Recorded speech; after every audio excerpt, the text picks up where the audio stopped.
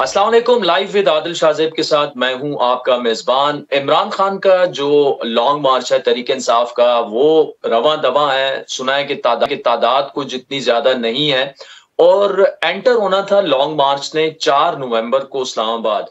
लेकिन अभी शुनीद ये है कि 10 या 11 नवंबर को इमरान खान साहब की जो मनसूबाबंदी है वो चेंज हो चुकी है, यानी लॉन्ग मार्च में ताखीर हुई है। फिर जो खैबर पुख्तूनख्वा जो कि तहरीक इंसाफ का जिसे गढ़ समझा जाता है, 10 साल से उनकी वहां पे 9 साल से तकरीबन हुकूमत भी है। और बताया ये जा रहा था कि उनकी बड़ी जबरदस्त तैयारियां हैं और इमरान खान साहब का दावा तो ये था कि लाखों लोग जो हैं वो सिर्फ खैबर पुख्तूनख्वा से निकलेंगे। वहां से भी खबरें ये हैं कि गैर मुय्यना मुद्दत तक जो लॉन्ग मार्च की तैयारी थी वो पोस्टपोन कर दी गई है और कुछ ज्यादा जोशो खरोश भी नहीं है। इसके अलावा कुछ मुज़ाकरात की भी खबरें सामने आ रही हैं। तहरीक इंसाफ के कुछ ज़राए का दावा है कि एस्टेब्लिशमेंट से मुज़ाकरात हो रहे हैं, लेकिन खुद हुकूमत जो है वो इन दावों को बिल्कुल मुस्तरद कर रही है। आज बल्कि वजीर दाखिला राना सनाउल्लाह साहब ने जो प्रेस कॉन्फ्रेंस की उसमें उन्होंने ये बात कही कि मुज़ाकरात के लिए हुकूमत भी तैयार है और सियासी जमातों के साथ मुज़ाकरात जो है उनको कभी दरवाजे बंद नहीं करने चाहिए। लेकिन अर्ली इलेक्शंस पर जो है वो ही साउंडेड के उस पर कोई बात नहीं हो सकती। लेकिन मामला यह है कि इमरान खान साहब तो ये सब कुछ कर रहे ही अर्ली इलेक्शंस के लिए हैं। तो इन मामलात पर तफसीली गुफ्तगू के लिए हमारे साथ खुद वज़ीर जनाब राना सनाउल्लाह साहब मौजूद है। राना साहब, thank you so much for your time. आप लोगों का दावा यह है कि चंद हजार लोग हैं, तो 3,000 लोग हैं इमरान खान के साथ जो है लॉन्ग मार्च में, लेकिन जगह जगह पर इस्लामाबाद में कंटेनर्स हैं और हजारों की तादाद में जो है बताया ये जा रहा है कि पुलिस की डिप्लॉयमेंट होगी और शायद रेंजर्स की भी डिप्लॉयमेंट होगी। अगर लॉन्ग मार्च आपके दावे के मुताबिक नाकाम है तो फिर इस्लामाबाद में इतनी तैयारी क्यों? नहीं, देखें, शरपसंद तो 500 भी हों तो वो आपके शहर का अमन व अमान जो है उसको वो ख़राब कर सकते हैं। तो इसलिए इन यानी फसादियों को जो ये फितना मार्च का हिस्सा हैं उनकी तादाद 500 हो या 5,000, उनको रोकने के लिए जो एक मुसल्लमा और तयशुदा तरीक़ाकार हैं तो उनके मुताबिक जो है वो रेड जोन को जो है वो न सिर्फ कार्डन ऑफ या उसको सेफ गार्ड किया जाएगा, बल्कि जो ज़रूरी मामलात हुए, इंतज़ामात हुए, वो भी किए जाएंगे। लेकिन मैं ये वाज़े कर दूं कि इस वक्त इस्लामाबाद में किसी सड़क, किसी रास्ते के ऊपर कोई कंटेनर नहीं लगा हुआ, कोई रास्ता जो है वो बंद नहीं है। हाँ, जहाँ जहाँ से बंद करना मकसूद हुआ, अगर ज़रूरत पड़ी तो वहाँ पे उनको कुछ फासले पे या किनारे पे रखा ज़रूर है। अगर ज़रूरत महसूस हुई तो उनको जो है वो अमल में लाया जाएगा, वरना जो है वो कोई रास्ता जो है वो बंद नहीं किया जाएगा। राज साहब, आप कह रहे हैं कि तैयारी आपकी पूरी है, खान साहब कह रहे हैं हमारी तैयारी पूरी है और इस दफा हम वजीर दाखिला को सरप्राइज देंगे। बल्कि उनका दावा यह है कि पाकिस्तान की तारीख में इतने लोग जो हैं इस्लामाबाद में कभी दाखिल नहीं हुए होंगे। वो तो दावा कर रहे हैं कि लाखों लोगों का मजमा जो है वो इस्लामाबाद में दाखिल होगा। तो आपकी तैयारी पूरी है और उनका दावा यह है कि हम इस दफा आपको सरप्राइज देंगे, उनकी भी तैयारी पूरी है। नहीं, ये सरप्राइज जो है कहाँ से आ जाएगा? ये लाहौर जो है वहाँ पे इनकी बड़ी तैयारी थी, तो जब ये चले हैं वहाँ से तो हमारी कैलकुलेशन के मुताबिक 4-5 हज़ार, और जो यानी ज़राए इनके हामी हैं उनके मुताबिक 10-12 हज़ार लोग थे, और वो तादाद जो है वो इससे बड़ी नहीं है। आज गुजरांवाला में इनकी तादाद किसी मौके, किसी जगह पे भी जो है वो 5-6 हज़ार से 3-4 हज़ार से ज़्यादा नहीं हुई। तो ये कहाँ से ले आएंगे ये बंदे जी?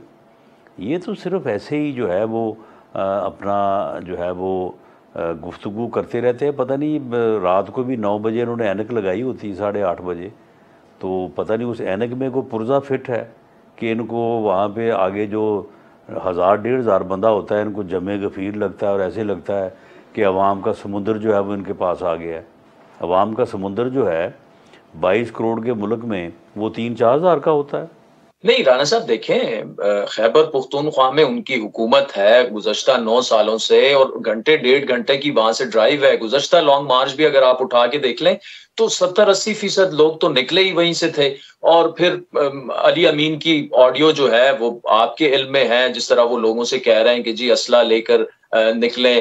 फिर कामरान बंगश साहब ने जो बयान दिया कि जी असला लेकर, खैर उन्होंने लाइसेंस की भी बात की। तो अगर वाकई ऐसा हो जाता है तो ये तो मामला किसी और तरफ भी जा सकता है। नहीं तो जब 25 मई को ये आए तो उस वक्त केपीके में किसी और की हुकूमत थी या हमारी हुकूमत थी, और उस वक्त अली अमीन गंडापुर जो है वो कहीं अपना जो है वो बाहर गए हुए थे, या कामरान मंगेश साहब उस वक्त नहीं थे केपीके में, ये सारे ही आए थे ना। तो क्या क्या स्ट्रेंथ थी इनकी जब ये सुबह जनाब वेन्यू से जो है वो वापस गए हैं? 7,000 8,000, तो उस वक्त भी इनकी हुकूमत ही थी ना। तो मामला ये है कि आवाम जो है वो इस किस्म के शर को, इस किस्म की जो है वो फसाद को आवाम पसंद नहीं करते, और लोग इसकी इस जो है वो यानी शर और इसके इस फितने में इसके साथ नहीं हैं, और लोग साथ नहीं देंगे। अब आप देख लें, ये जो पिछले यानी जुमे से जो है ये जो रूट इनका है, उस रूट के ऊपर आप मुझे देख लें कि कामों की चंदा किला, एमनाबाद मोड़, वहाँ पे कोई किसी मोटरसाइकिल का एक्सीडेंट हो जाए ना छोटा सा, तो वहाँ पे 2,000 बंदे इकट्ठे हो जाते हैं।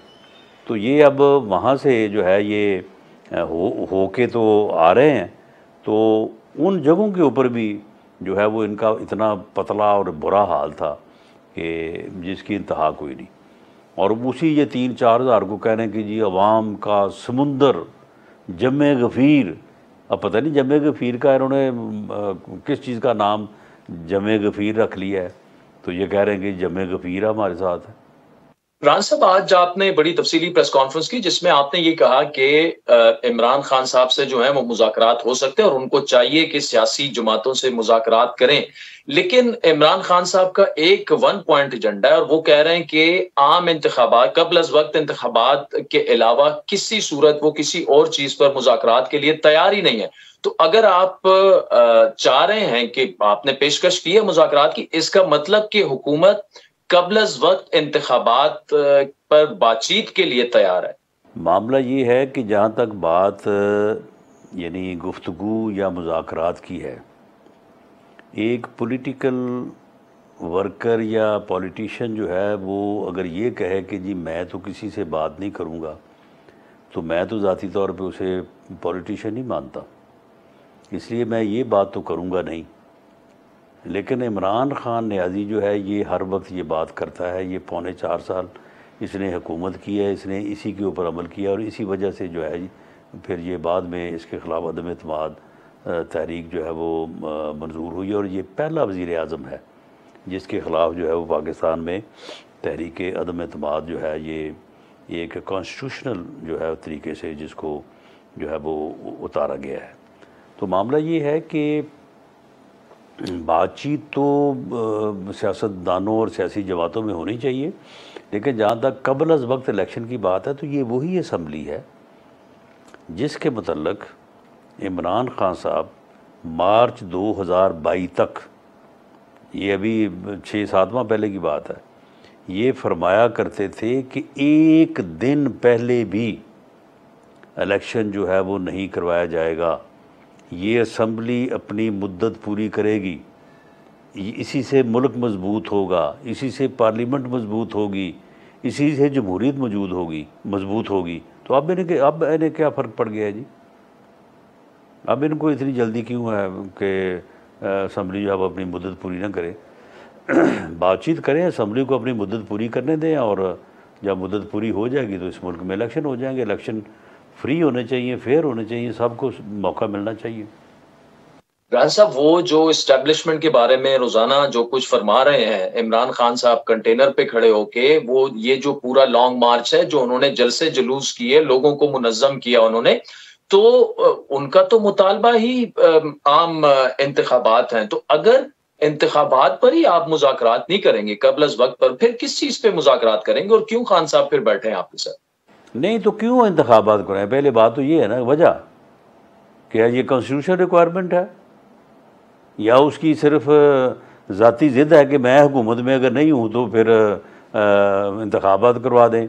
जब इंतखाबात हो जाएंगे, अगर हुकूमत में ना आ सके तो कहेंगे मैं रिज़ल्ट नहीं मानता, फिर लॉन्ग मार्च शुरू कर देंगे, फिर कंटेनर के ऊपर चढ़ जाएंगे। वो ये बंदा जो है, ये तो इसका कोई हल नहीं है मास सिवाय इसके कि इस फितने को जो है, इसको बिल्कुल इसका सर कुचला जाए और ये फितना जो है इसको फ़ारग किया जाए। आवाम को इसका इदराक करना चाहिए, इसकी शनाख्त करनी चाहिए और इस फितने को जो है इसका सद्देबाब करना चाहिए, वरना ये फितना जो है ये इस मुल्क और कौम को किसी हादसे से दो चार कर देगा। नहीं राना साहब, एक तो सर कुचलने वाले ऐसे अल्फाज हैं कि नहीं इस्तेमाल होने चाहिए ऑन एयर। दूसरा ये बताएगा कि जो वो अब पहले उन्होंने 4 नवंबर को आना था इस्लामाबाद, अब वो 10 को आ रहे हैं और ऐसी भी कुछ खबरें आ रही हैं कि शायद एस्टेब्लिशमेंट से भी उनके कुछ मुज़ाकरात हो रहे हैं। तो अगर आप पर वहां से दबाव आए कि जनाब आप फरवरी मार्च की तारीख का जो है कबल अज़ वक्त इंतखाबात का ऐलान कर दें और लॉन्ग मार्च जो है वो खत्म हो जाएगा, तो आप ये कह रहे हैं कि कोई कंप्रोमाइज नहीं होगा इंतखाबात की तारीख पर और कबल अज़ वक्त इंतखाबात जो है वो खारिज अज़ इम्कान है? जी देखें, ये इस्तेहकाक, ये प्रोगेटिव जो है वो इत्तेहादी हुकूमत का जो सरबराही बोर्ड है, कमेटी है जिसमें तमाम इत्तेहादी जमातों के सरबराह मौजूद हैं, ये उनका इस्तेहकाक है। वो चाहें तो सुबह इलेक्शन करवा सकते हैं और वो ना चाहें, उनका फ़ैसला हो तो ये फिर 13 अगस्त 2023 को ही असम्बलियाँ जो है वो अपनी मुद्दत पूरी करके डिज़ॉल्व होंगी। तो ये उनका इख्तियार है, मैं उनके फ़ैसले के ऊपर तो नहीं बैठ सकता, ना ही मैं उन्हें डिक्टेट कर सकता हूँ। बाकी वो जो फ़ैसला करेंगे उसके मुताबिक जो है वो अमल होगा। इससे पहले भी जो है वो हुकूमत यानी करने और मुल्क को डिफ़ॉल्ट से बचाने, केयर टेकर सेटअप ना लाने और गवर्नमेंट बनाने का फ़ैसला जो है वो उसी फोरम ने किया है। वरना उसमें भी बाज़ पार्टियों की ये राय थी कि हमें गवर्नमेंट नहीं बनानी चाहिए और हमें केयर टेकर्स के सुपुर्द करके मुल्क को इलेक्शन में जाना चाहिए। तो ये फ़ैसला करने वाला जो फोरम है वो जो फैसला करे उसके मुताबिक अमल होगा। चले राना साहब, कुछ हिंट्स तो दे दें कि आप पीडीएम का जो सरबराही फोरम की आप बात कर रहे हैं, और ये बातचीत चल रही है कि वो बैठेंगे और कबल अज़ वक्त इंतखाबात पर एटलीस्ट वो मशवरा करेंगे, क्योंकि मुल्क को मौजूदा सूरत हाल से निकालने के लिए अगर ये वाहिद रास्ता है तो उस पर क्या सोचा जा रहा है इस वक्त? नहीं देखें, मैं ये तो नहीं कह सकता कि वो बैठ नहीं सकते या वो फैसला नहीं कर सकते। मैं तो उनके इख्तियार को जो है वो मैंने आपके सामने अर्ज़ किया है। इससे पहले जो है वो एक बड़ी जमात ने ये फ़ैसला किया था कि हम गवर्नमेंट को कंटिन्यू नहीं करेंगे, हम इलेक्शन में जाएंगे। लेकिन बाद में जब मीटिंग हुई और उन सरबराही फोरम या कमेटी की अक्सरियत ने जब ये फ़ैसला किया कि मुल्क के बेहतरीन मफाद में ये है कि मुल्क की इकानमी को सहारा दिया जाए, डिफ़ॉल्ट से बचा जाए और उसके बाद इलेक्शन की तरफ जो है वो जाया जाए और टर्म जो है वो पूरी की जाए, तो इस वक्त तो फ़ैसला ये है। कल को वो फोरम ही इस पोजीशन में है कि वो कोई फ़ैसला कर सके, लेकिन आज का उसका फ़ैसला ये है कि ये मौजूदा असम्बलियाँ जो हैं या मौजूदा जो नेशनल असम्बली है ये अपनी मुद्दत पूरी करेगी। और वैसे भी मैं आपको बता दूं कि कम से कम अगले 6 माह इस मुल्क में 2 सूबे तो ऐसे हैं कि वहाँ पे तो इलेक्शन हो ही नहीं सकता। तो ये तो नहीं हो सकता कि आप 2 में करवाएंगे 2 में नहीं करवाएंगे। तो इसलिए मार्च अप्रैल तक तो वैसे ही जो है वो आप इलेक्शन में नहीं जा सकते। अच्छा रान साहब, परवेज खटक साहब की आज की स्टेटमेंट है कि जो भी नया आर्मी चीफ आएगा वो बड़ा जबरदस्त होगा। लेकिन इससे पहले अगर थोड़ा सा पीछे चला जाए तो खान साहब बार बार ये स्टेटमेंट्स दे रहे थे कि पीडीएम जो है वो अपना आर्मी चीफ लाना चाहती है। फिर उन्होंने यहां तक कहा कि पीडीएम मेरिट पर आर्मी चीफ लाएगी नहीं, यानी वो तैनाती को मुतनाज़ा बनाने की उन्होंने भरपूर कोशिश की। अब ये एक ही दम हम देख रहे हैं कि मौकिफ में तहरीक इंसाफ के बड़ी एक वाज़ेह तब्दीली है। और क्या वो क्यों, मतलब राय रास्त पर वो आ रहे हैं, उनको लाया जा रहा है, कुछ कुछ लोग कुछ दो के लिए कुछ ये चीजें चल रही हैं सारी। देखिए, हम भी, मैं समझता हूँ कि अजीब लोग या कौम है कि अगर हम भी ये बात समझें या अभी भी ये बात समझ रहे हैं कि आर्मी चीफ जो है वो फलां का होता है, लगाने वाले का होता है, या इस तरह से होता है। आर्मी चीफ सिर्फ आर्मी का चीफ होता है, वो किसी लगाने या लगने वाले का नहीं होता। इस बात को पाकिस्तान की तारीख जो है उसने हर वक्त, हर बार और बार बार साबित किया है। इसलिए अब भी ये, अगर कोई ये समझता है, हम समझें या कोई और समझे कि जी हम अपना आर्मी चीफ लगा लेंगे, तो मेरा नहीं ख्याल कि इससे बड़ी कोई हमाकत जो है या गलतफहमी को हो सकती है। रान साहब, वैसे अब तो बड़ा कम वक्त रह गया है आर्मी चीफ की तैनाती में, 1 माह से भी कम का अरसा रह गया है। तो ख्वाजा आसिफ साहब से जब मेरी बात हुई थी, उन्होंने कहा था कि मिड नवंबर तक तैनाती हो जाएगी, क्योंकि एक प्रोसेस होता है। वजीर आजम ने खत लिखना होता है एक बाकायदा, और आर्मी चीफ के लिए फिर जीएचक्यू से नाम वगैरह आते हैं। क्या उस प्रोसेस का आगाज एटलीस्ट हो चुका है और जल्द एक्सपेक्ट किया जा सकता है कि आर्मी चीफ का ऐलान कर दिया जाएगा, जो भी नए आर्मी चीफ हो? देखिए, जब वज़ीर आज़म हलफ उठाता है तो उसमें एक फ़िक्रा ये होता है कि मैं कौमी अहमियत के जो मामलात होंगे, जब वो मेरे सामने आएंगे तो मैं उनको किसी के ऊपर भी ज़ाहिर नहीं करूँगा। ये ऐसा ही एक कौमी अहमियत का मामला है कि जिसके मुतल्लक वज़ीर आज़म कोई मशावरती अमल नहीं करेंगे। इसका एक तरीक़ाकार है, इसका एक प्रोसेस है। वो प्रोसेस जो है वो एक राजदारी के साथ उसके ऊपर अमल होगा, और ये उसी दिन मालूम होगा जिस दिन ये ख़बर या ये फ़ैसला जो है ये अनाउंस होगा। ये उससे पहले कोई ऐसी बात नहीं है कि ये प्रोसेस शुरू हो गया है जी, अब फ़ाइल जो है वो फ़लाँ जगह पे अब उधर को जा रही है, अब इधर को जा रही है। इसमें कोई ऐसा मामला नहीं होगा, क्योंकि ऐसे फ़ैसलों से मुल्क की जो है सिक्योरिटी और मुल्क का जो एक यानी बैलेंस आप कह लें, या इसमें आप ये कह लें कि एक इकॉनमी भी है, बाकी चीज़ें भी हैं, तो ये स्टेबिलिटी जो है वो इससे मुतासर होने का एहतमाल होता है। तो इसलिए इसमें ऐसा नहीं होगा कि पहले प्रोसेस शुरू होने की खबर आए, फिर प्रोसेस की जो है वो कमेंट्री शुरू हो जाए और उसके बाद फिर फैसला आए। ये फैसला ही आएगा जिस वक्त भी आया। अच्छा, इमरान खान साहब ने गुज़श्ता रोज़ कंटेनर से ही एक इंटरव्यू दिया कि जी माशाल्लाह अगर लगता है तो लग जाए। अब राना साहब वो क्यों ऐसी बात करेंगे? क्या वो चाहते हैं कि माशाल्लाह लग जाए? आप चूंकि इंटीरियर मिनिस्टर हैं, क्या ऐसे हालात हैं अनारकी खुदा ना ख्वास्ता उस तरफ जा सकती है? एक पॉसिबिलिटी है माशाल्लाह की? जी, इसके मुंह में खाक। ये बदबख्त इंसान है, ये इस किस्म की गुफ्तगू करता रहता है।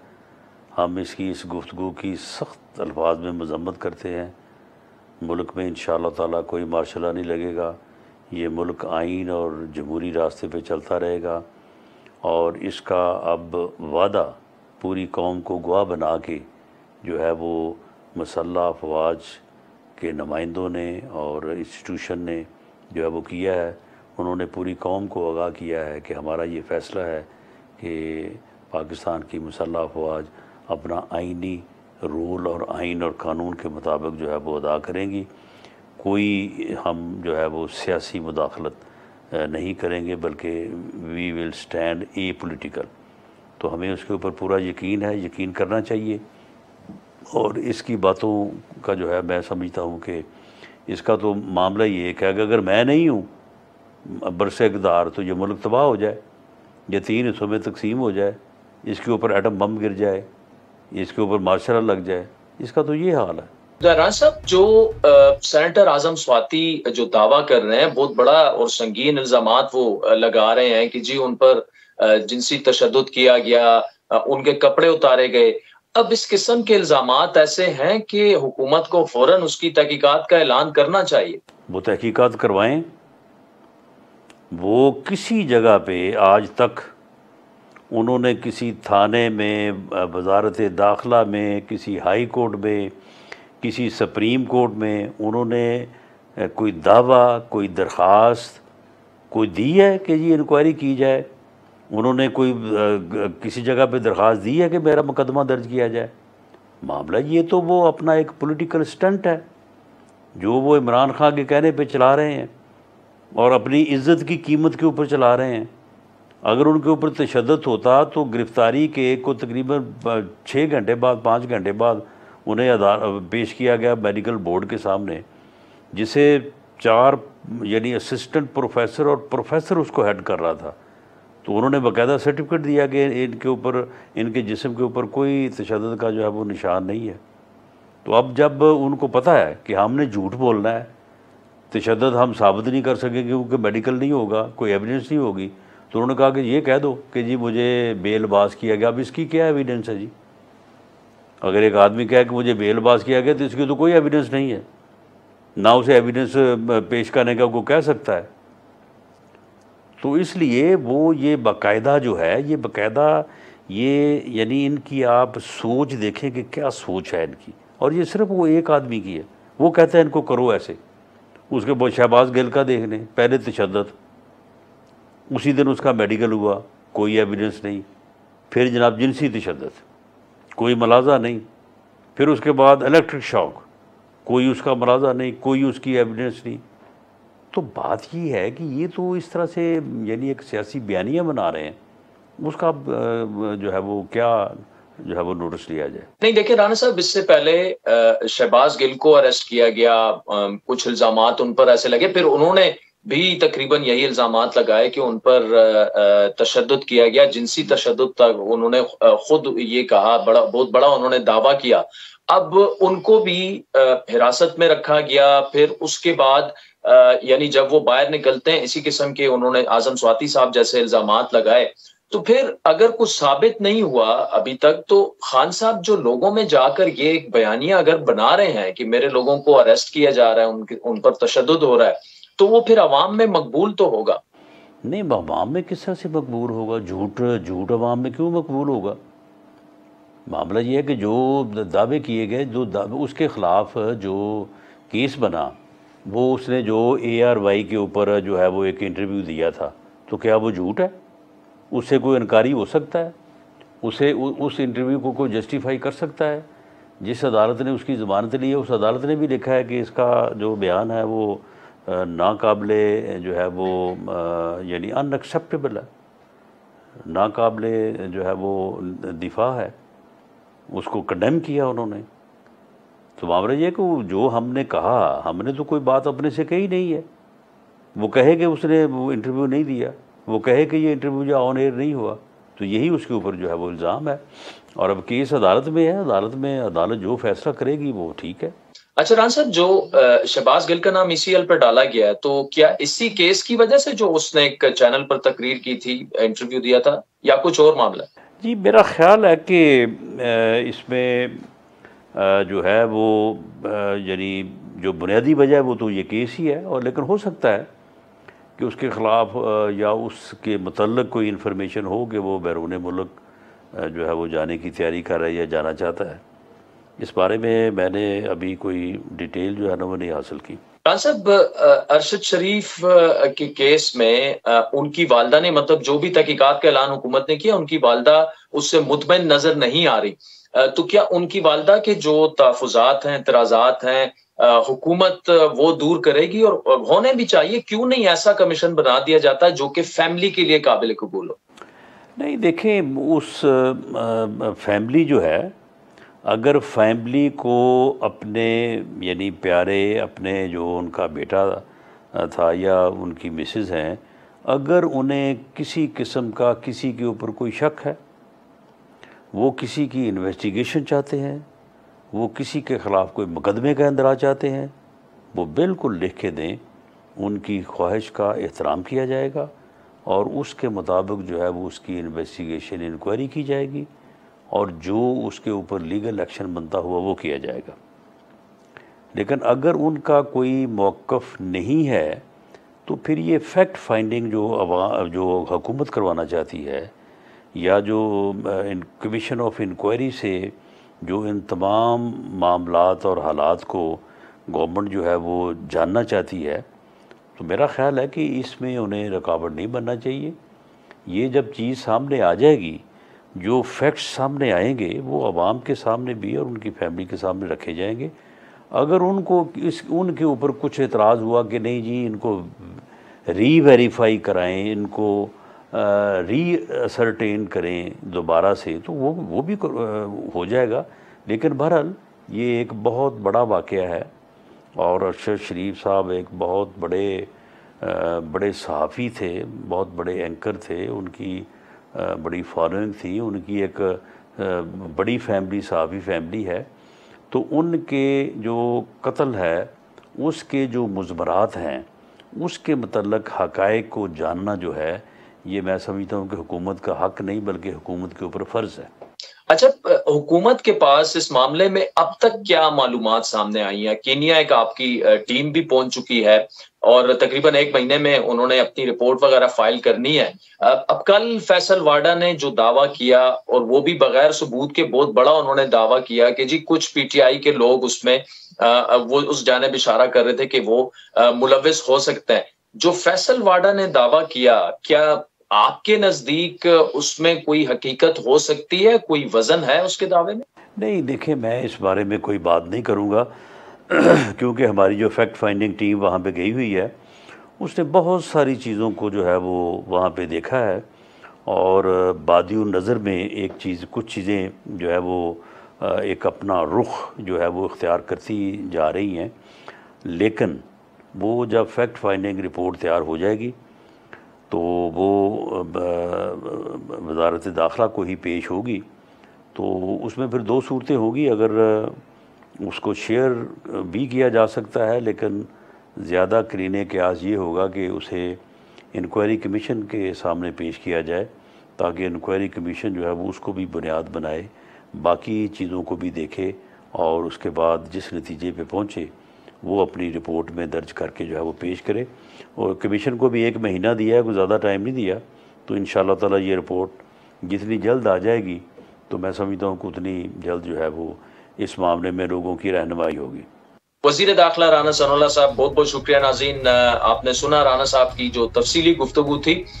वक्त चाहता है एक ब्रेक का, जिसके बाद लॉन्ग मार्च की क्या सूरत हाल है, इस्लामाबाद की ताज़ा तरीन जो इतलात हैं वो आप तक पहुंचाएंगे और पेशावर में जो खैबर पुख्तूनख्वा हुकूमत की तैयारी थी या पीटीआई की अपनी वहां पर गवर्नमेंट है 9 साल से, वहां से खबरें आ रही हैं कि गैर मुअय्यना मुद्दत तक लॉन्ग मार्च की तैयारियों को जो है वो पोस्टपोन कर दिया गया है। वज़ीर दाखिला राना सनाउल्लाह की तफसीली गुफ्तगू आपने सुनी। लॉन्ग मार्च से लेकर आर्मी चीफ की जो तैनाती है और इमरान खान साहब की जो प्लानिंग है और फिर मुस्लिम लीग नून की जो गवर्नमेंट है पीटीएम की, उनकी क्या प्लानिंग होगी अगर इमरान खान साहब अपने दावे के मुताबिक सरप्राइज दे देते हैं। इसी गुफ्तगू को आगे बढ़ाएंगे। इस्लामाबाद में क्या हो रहा है, लॉन्ग मार्च की क्या तैयारियां हैं, पीटीआई की मकामी क़यादत क्या कर रही है और खैबर पुख्तूनख्वा में क्या हो रहा है, तो वहां से हमारे डॉन के ब्यूरो चीफ अली अकबर हमारे साथ मौजूद है, जबकि हमारे नुमाइंदा खुसूसी रियाजुल हक भी मौजूद है। रियाज, इस्लामाबाद में इस वक्त क्या सिचुएशन है? आपकी पुलिस ऑफिशियल से भी बात हुई है, सिक्योरिटी हुकाम से भी बात हुई है और पीटीआई की मकामी क़यादत से भी हुई है, तो व्हाट्स द लेटेस्ट इन इस्लामाबाद? इस्लामाबाद में इस वक्त जो आज़ादी मार्च है, जो हकीकी आज़ादी मार्च जिसको पाकिस्तान तहरीक इंसाफ के चेयरमैन कह रहे हैं, जो जब पंजाब से इस वक्त चल पड़ा है और कहा यह जा रहा है कि शायद 7 से 8 दिन लगेंगे, तो उतना ही यहाँ पे एक किस्म का अनरेस्ट पाया जाता है, न सिर्फ हुकूमती हलकों में बल्कि इसके साथ साथ जो यहाँ पे मकामी जो क़यादत है पाकिस्तान तहरीक इंसाफ की, और इसके अलावा जो खैबर पख्तूनख्वा की जो क़यादत है वो इस वक्त अजीब किस्म की कशमकश का शिकार है। लेकिन अगर हम पहले बात करें हुकूमत का, तो हुकूमत मुख्तलिफ ऑप्शंस को देख रही है। सिक्योरिटी के हवाले से अगर देखा जाए तो पूरे इस्लामाबाद का जो रेड जोन का एरिया था वो ज़ाहिर है वो एक्सटेंड कर दिया गया, 0 पॉइंट तक आ गया और आगे से E7 तक कवर हो गया। लेकिन इसके साथ साथ जो मुख्तलिफ चीज़ें हैं वो डिस्कस हो रही हैं। अयाज सादिक साहब को लॉ मिनिस्टर का जो है वो दे दिया गया पोर्टफोलियो भी। तो पिछले तकरीबन वीकेंड पे जो है गवर्नर रूल के हवाले से मुख्तलिफ जो चीज़ें थी वो डिस्कस हो रही थी प्राइम मिनिस्टर ऑफिस में। और ज़राए का मज़ीद ये कहना था कि जो 2009 में आसिफ अली जरदारी साहब ने जो 2009 में जो शहबाज शरीफ साहब की हुकूमत थी पंजाब में, उसके हवाले से जो 2 महीने के लिए एमरजेंसी उन्होंने नाफिज़ की थी, एक किस्म की गवर्नर रूल आ गया था और सलमान तासीर साहब के पास सब कुछ आ गया था, इख्तियार वगैरह। तो उस किस्म की चीज़ों पे ऑप्शन पे गौर किया जा रहा है। लेकिन ये भी साथ देखा जा रहा है कि जो इसके जो लीगल इम्प्लिकेशंस होंगे, जो कानूनी जो मुशगाफियाँ हैं, उसके हवाले से क्या होगा। ऐसा ना हो कि अगर ये पंजाब में गवर्नर रूल नाफिज होता है तो क्या इसको अगर सुप्रीम कोर्ट में या किसी अदालत में अगर चैलेंज किया जाता है तो क्या ऐसा हो सकता है कि अगर सुप्रीम कोर्ट इसको स्ट्राइक डाउन कर दे और वो ये कहे कि इस वक्त हालात इस तरह के नहीं हैं कि यहाँ पे गवर्नर रूल नाफिज किया जाए, तो ज़ाहिर है ये चीज़ भी ज़ेर गौर है। इसके साथ साथ ये भी देखा जा रहा है कि जो KP का ऑप्शन है उसको किस हद तक जो है वहाँ पे गवर्नर रूल के हवाले से देखा जाए। तो पंजाब और KP दोनों ऑप्शंस को देखा जा रहा है। लेकिन सबसे ज़्यादा ये इस बात पे ये मुनहसर है कि इमरान खान जो है अपने साथ जो तादाद लेके आते हैं वो कितने हज़ारों या लाखों में है। जितनी बड़ी तादाद होगी तो उतनी ज़्यादा चांसेस हैं कि वफाक से कोशिश होगी कि जो इख्तियार है इंतज़ामी पंजाब का और खैबर पख्तूनख्वा का वो अपने हाथ में लिया जाए। क्योंकि उम्मीद ये है उनको हुकूमत को कि अगर बहुत ज़्यादा लोग आते हैं तो फिर उनके लिए इस्लामाबाद को सिर्फ सिक्योर करना मुश्किल होगा।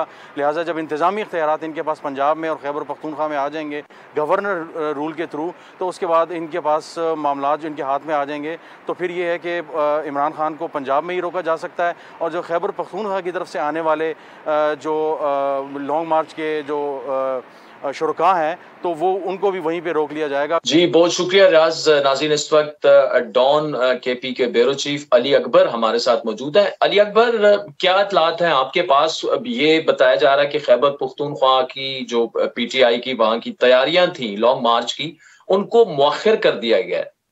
आदिल, इस बार जो है कोई उस तरह का मजा नहीं है जिस तरीके से 2-3 लॉन्ग मार्च यहाँ से निकाले गए और उसकी जो क़यादत थी वो इमरान खान ने खुद की थी। इस बार भी जो है कल इस हवाले से एक प्रेस कॉन्फ्रेंस परवेज़ खटक असद कैसर ने की थी और उसके अलावा 2 रोज़ पहले एक रैली भी परवेज़ खटक की क़यादत में निकाली गई थी और उसमें भी कोई उस तरह का जोश व खरोश नहीं था, बल्कि कम लोग उसके साथ निकले थे। लेकिन आज एक और ख़बर सामने आई है और वो ख़बर ये है कि जैसे ही मरकज़ी सतह पर लॉन्ग मार्च स्केड्यूल में तब्दीली की गई तो खैबर पख्तूनख्वा में भी यहाँ पर इन्होंने ये फैसला किया कि लॉन्ग मार्च को जो है जिसको 4 तारीख को लेके जाना था इस्लामाबाद तो उसको मौखर कर दिया है। और इसके साथ साथ जो मेरी नज़र में इसके जिसके मतलब अच्छे असरात मुरतब नहीं होंगे वो ये है कि गैर मुय्यना मुद्दत के लिए मुलतवी कर दिया गया है। यानी दूसरी कोई तारीख फौरन नहीं दी है कि वो 10 तारीख को जाएंगे या 12 तारीख को जाएंगे। अली अकबर, रियाजुल हक, thank you so much for joining us. नाज़रीन, आज के प्रोग्राम पर फीडबैक जरूर दीजिएगा। हमारा ट्विटर हैंडल है @आदिल शाज़ेब। इजाजत दीजिए, खुदा हाफिज़।